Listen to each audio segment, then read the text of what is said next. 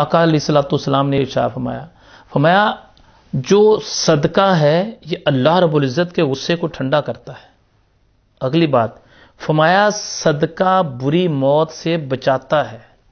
अल्लाह अकबर। करीम आका अलैहिस्सलाम ने इरशाद फरमाया कि अपनी बीमारियों का इलाज सदके से करो।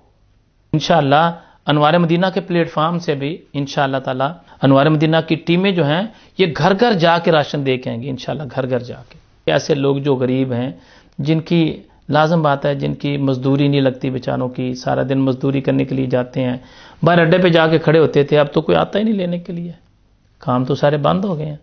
मैं उनसे गुजारिश करना चाहूँगा जो सालों साल उम्रे पे जाते हैं, इस मरतबा उम्रे के पैसे जो हैं वो गरीबों में तकसीम करो।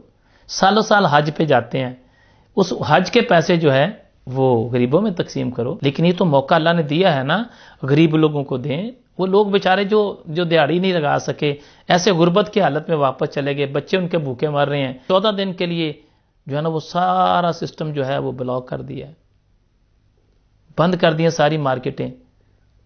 कहां से गरीब लोग खाएंगे?